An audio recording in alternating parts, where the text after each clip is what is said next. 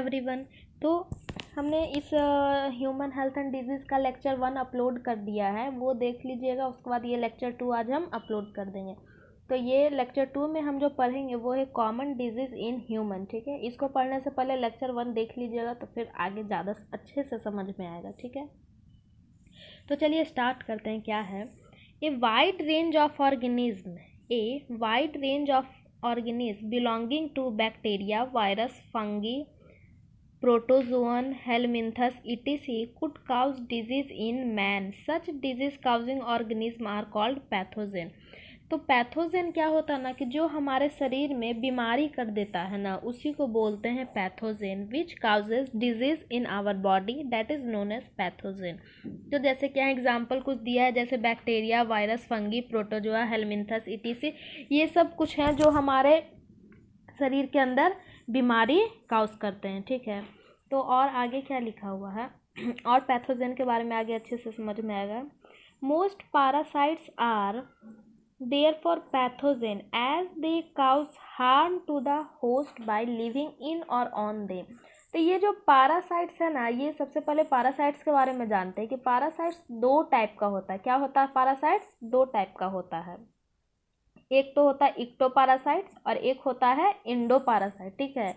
तो ये जो इक्टोपैरासाइट्स है ना, वो हमारे बॉडी के बाहर रहकर हमारे बॉडी को हार्म करता है, ठीक है। जैसे कि आपको एग्जांपल एक दे दें, लीच का एग्जांपल आप सुने होंगे, ठीक है। ये जो लीच क्या करता है, हमारे बॉडी में बाहर हमारे बॉडी में चिपक जाता है और ब्लड सक करता है, ठीक है। तो ये लीच का ये काम है। तो ये है इक्टोपैरासाइट्स का एग्जाम्पल है। इक्टोपैरासाइट का एग्जाम्पल हो गया लीच। ये मतलब ईटीसी एक ही एग्जाम्पल देकर बता रहे हैं, और भी बहुत एग्जाम्पल है। तो ये हमारे बॉडी के बाहर रहकर में हमारे बॉडी को हार्म करता है।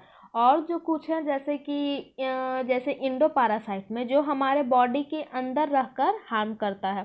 तो इंडोपैरासाइट क्या है कि जो हमारे बॉडी के अंदर रहता है। और इंडोपैरासाइट जो है वो एनारोबिक होता है। क्या होता है? एनारोबिक, क्योंकि वो ऑक्सीजन के कांटेक्ट में नहीं आता, ठीक है। वो ऑक्सीजन के कांटेक्ट में नहीं आने के कारण वो एनारोबिक है, ठीक है।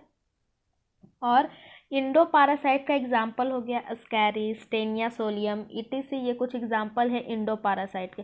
तो यहाँ जो लिखा हुआ था, most parasites are therefore pathogen as they cause harm to the host और host by living in or on them. वो क्या करता है? हमारे शरीर के बाहर या फिर अंदर रहकर हमारे शरीर को हार्म करता है, ठीक है। उसके बाद है the pathogen can enter our body by various means. हमारे बॉडी के अंदर ना पैथोजेन बहुत सारे उसके पास मीडियम है जाने का, ठीक है। और जाकर वो मल्टीप्लाई करेगा और interfere with normal vital function. जो हमारे शरीर के अंदर नॉर्मल एक्टिविटी चल रहा है ना, उसके साथ जाएगा, वो कूद फांग करने लगता है जैसे जाके, और बहुत क्या करेगा? हमारे शरीर में डिजीज काउज करेगा और हम लोग को बीमार कर देता है, ठीक है। उसके बाद क्या करता है? Resulting in morphological and functional damage. क्या करेगा वो? मॉर्फोलॉजिकल और फंक्शनल डैमेज। मॉर्फोलॉजिकल मतलब क्या समझे? मान लीजिए किसी को भी जॉन्डिस हो जाता है, तो उसमें हमारा क्या सिम्टम होता है? जैसे कि हमारा नेल है वो येलो होने लगता है, हमारा आँख है वो येलो होने लगता है, हमारा स्किन सब ये सब येलो होने लगता है। तो ये मॉर्फोलॉजिकल सिम्टम हो गया क्या? जॉन्डिस का। जो सिम्टम हम लोग को बाहर दिखने लगता है, ठीक है। हमारे शरीर के अंदर कोई बीमारी है और उसका सिम्टम हमको बाहर दिख रहा है, तो वो हो गया मॉर्फोलॉजिकल, ठीक है, कि जो हम लोग को बाहर दिख रहा है। फंक्शनल हो गया, और वो जो अंदर हुआ है वो तो फंक्शनल डैमेज कितना कर रहा है वो तो पूछिए ही मत। उसी के कारण तो हम लोग का इतना डैमेज हुआ कि वो बाहर भी उसका सिम्टम दिखने लगा, ठीक है। उसके बाद है pathogen have to adopt to life within the environment of the host. Pathogen have to adopt life within the environment of the host। for example, इसको एग्जाम्पल से समझते हैं। बोल रहा था pathogen that enter the gut। गट क्या होता है पता है? गट बोलते हैं एलिमेंट्री कैनाल को, ठीक है। गट बोलते हैं एलिमेंट्री कैनाल को, बोलते हैं हम लोग गट। तो वो क्या करता है? The pathogen that enter gut which must know a way of surviving in the stomach at low pH, resisting the various digestive enzyme. जो पैथोजन है ना ये बड़ा ही तेज़ है, ठीक है। ये हमारे बॉडी के अंदर जाने से पहले इसको पता होता है कि वहाँ स्टोमक में बहुत सारा एसिड होगा, एंजाइम होगा, तो अपना ये पहले से ही प्रिकॉशन करके जाता है कि हमको वहाँ कैसे, मेरे पास कितना भी एसिड आ जाए, कुछ भी आ जाए, तो उससे हमको कोई प्रभाव ना पड़े, वो अपना पूरा करके जाता है, पूरा अपना सेफ्टी करके जाता है कि हम कितना भी एसिड के कांटेक्ट में आए या फिर किसी के कांटेक्ट में आए, लेकिन हमको कोई प्रभाव नहीं पड़ेगा। तो इस जैसे पैथोजन से आप खुद भी अपने लाइफ में सीख ले सकते हैं कि अगर आप नीट का तैयारी करें, किसी भी कंपटीशन का तैयारी कर रहे हैं, तो आपको पीछे नहीं हटना, चाहे आपके साथ कैसा भी परिस्थिति क्यों ना हो, अच्छा हो बुरा हो, लेकिन जो सोच लिए हैं वो आपको करना ही है। तो पैथोजन से आपको भी अपने लाइफ को रिलेट करके आपको सीखना चाहिए। पैथोजन देखिए वहाँ वो जाके मर जाएगा, लेकिन वो अपना पूरा प्रिकॉशन के साथ जा रहा है कि मतलब कितना भी कोई कुछ कर ले लेकिन हमको कुछ नहीं होगा। उसी तरीके का अपना भी माइंडसेट आप लोग वैसा ही बनाइए, ठीक है, पैथोजन की तरह। किसी को हार्म करने के लिए नहीं, पैथोजन तो यहाँ हमारे शरीर में हार्म कर रहा है, लेकिन हार्म करने के लिए नहीं, आगे चल के अच्छा करने के लिए, ठीक है। आगे पढ़ते हैं। A few representative members from different group of pathogenic organisms are discussed here along with the disease caused by them, preventing and control measure against the disease in general and brief discuss। तो यहाँ हम अब salmonella typhi के बारे में पढ़ेंगे, ठीक है। तो ये साल्मोनेला टाइफी एक पैथोजेनिक बैक्टीरियम है। क्या है? Pathogenic bacterium which causes typhoid fever in human beings. तो ये जो साल्मोनेला टाइफी है एक पैथोजेनिक बैक्टीरियम है। याद रखना ये सब नीट के व्यू से बहुत इंपॉर्टेंट, ये सब पूछ देता है, ठीक है, इसलिए इसको याद रखना है। साल्मोनेला टाइफी एक पैथोजेनिक बैक्टीरियम है जो कि टाइफाइड काउज करता है, उसमें हम लोग को फीवर होता है, ठीक है।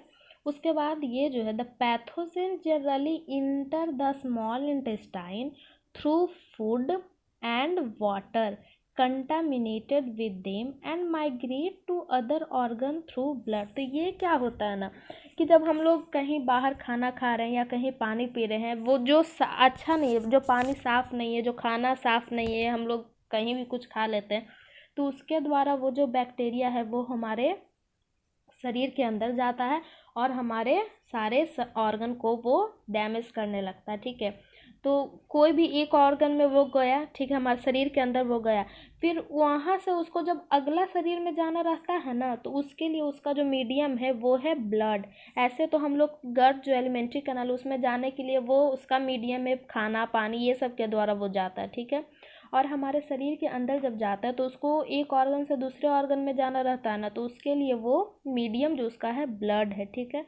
और जब हम लोग को ये टाइफाइड हो जाता है तो हम लोग का जो फीवर है वो 39 डिग्री टू 40 डिग्री सेल्सियस इतना हम लोग को फीवर हो जाता है, सोचिए।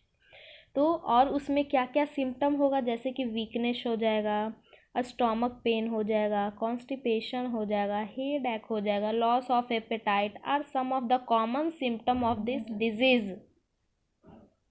तो यहाँ पे जो हम देख रहे हैं कि जो इसका टाइफाइड का जो सिम्टम है वो क्या क्या है, जैसे कि हम लोग को वीकनेस हो जाएगा, हम लोग को कमजोरी लगने लगेगा, स्टोमक पेन हो जाएगा, कॉन्स्टिपेशन जो कब्जियत जिसको बोलते हैं वो हो जाएगा, हेडेक सर में दर्द हो जाएगा, लॉस ऑफ एपेटाइट हम लोग को भूख नहीं लगेगा। तो लॉस ऑफ एपेटाइट के लिए एक वर्ड हम लोग यूज करते हैं, उसके लिए जो टर्म है वो एनोरेक्सिया, याद रखिएगा, ठीक है। ये सब कुछ कुछ टर्म याद रखना चाहिए। तो ये सब से बचने के लिए हम क्यों ऐसा कुछ करें या फिर क्यों ऐसा कुछ गंदे जगह पे बाहर का खाएं पिए जिससे हम लोग को टाइफाइड हो जाए और हम लोग को इतना कुछ झेलना पड़े, हम लोग को वीकनेस हो जाएगा। अगर आपको वीकनेस हो गया तो आप पढ़िएगा कैसे, स्टोमक पेन रहा तो दर्द से ही हमेशा वही परेशान रहिएगा। इसलिए ऐसा कुछ नहीं करना। ऐसा नहीं है कि खाना नहीं है, लेकिन संभल के खाना, अच्छे जगह पे खाना है।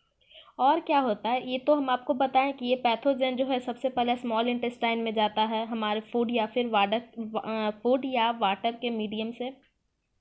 तो ये क्या करता है ना, इंटेस्टाइनल परफोरेशन, ये क्या करेगा कि इंटेस्टाइनल परफोरेशन एंड डेथ में occur in several cases. Intestinal perforation में मतलब होता है ना कि इंटेस्टाइन में वो बड़े बड़े होल कर देते हैं, ठीक है, बड़े बड़े होल हो जाते हैं हमारे इंटेस्टाइन में। और अगर ऐसा हुआ तो वो मतलब क्या हो जाएगा, डेथ ही होगा उसमें, वो डेथ ही काउज करेगा, उसमें आदमी मर ही जाएगा, ठीक है।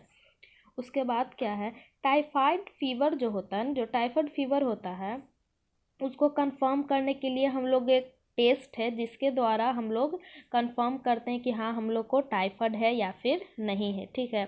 तो उसके लिए जो टेस्ट है वो उस टेस्ट का नाम है वाइडल टेस्ट, ठीक है। तो ये जो वाइडल टेस्ट है इसके द्वारा जब इसे डॉक्टर लोग चेकअप करता है तो इससे पता लगता है कि हाँ उसको टाइफाइड है या फिर नहीं है, वो चेक करने के लिए ये होता है वाइडल टेस्ट। तो ये सब याद रखना, ठीक है, क्योंकि ये सब नीट के व्यू से बहुत इंपॉर्टेंट है, ये सब पूछ सकता है क्या पूछता ही है, इसलिए याद रखना, ठीक है।